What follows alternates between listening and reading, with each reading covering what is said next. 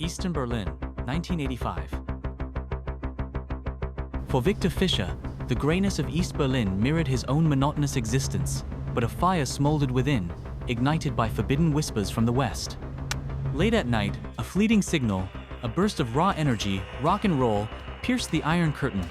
A song by The Clash became a revelation, a jolt of life. From that moment, Western music was an obsession, a dangerous dream. Victor's hunger led him to his cautious friend Marcus and the resourceful Anja. Anja, with her knack for tapes, was the technical heart of their nascent underground. In her cluttered apartment, they shared bootlegged recordings, a silent communion. Imagine, Victor once said, his eyes shining, owning an original vinyl.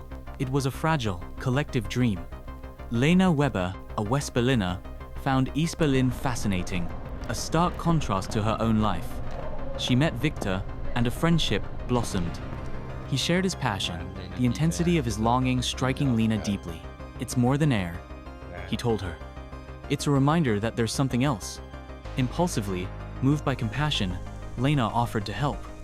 "Some things are worth a risk, aren't they?" A bridge had been formed. Their first attempts were cautious. A tape among textbooks, another inside a hollowed-out classic. Anja's ingenuity was crucial, creating false bottoms and classical record sleeves to conceal forbidden singles. Victor knew they needed more. He sought out Klaus the Collector, an enigmatic older man with connections. "Such things have a cost," Klaus warned, "not just in marks." Discretion is paramount. Their most audacious method involved a sympathetic embassy attaché, a route reserved for truly precious cargo. Each success was a small victory against the Grey. Checkpoint Charlie. For Lena, each crossing was a tightrope walk. Today, her satchel felt heavier, concealing the police and punk singles. A new, keen-eyed guard singled her out. "A bit thick, isn't it?" He sneered, tapping the disguised album. Lena's heart hammered. Victor's hopes, Anja's meticulous work, rested on this moment. "It's a special edition," she managed, her voice surprisingly steady. As the guard challenged her to open it, a commotion down the line diverted his attention.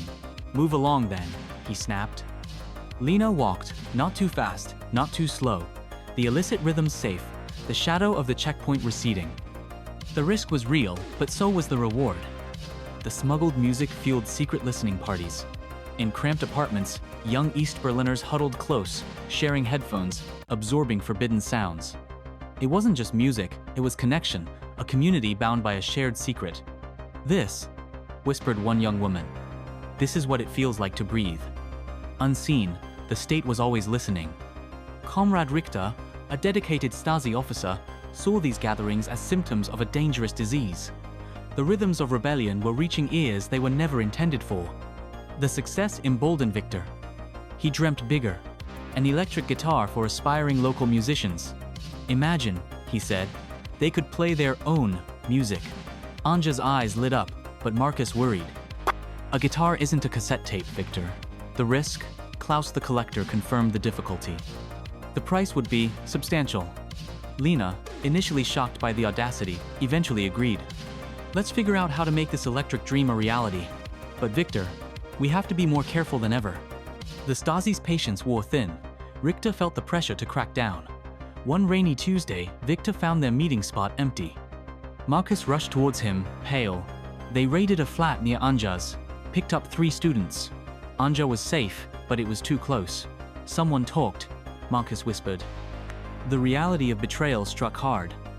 Later, a routine document check brought Victor face to face with Richter. The Stasi officer's cold gaze was a silent warning. The group became more covert, the electric guitar project on hold. "We can't stop," Victor insisted. "We adapt," Anja agreed. "We become quieter." Despite the crackdown, the music circulated, and something remarkable began.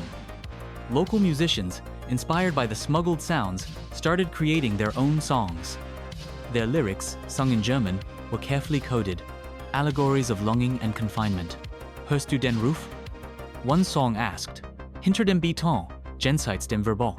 "Do you hear the call?" Behind the concrete, beyond the forbidden.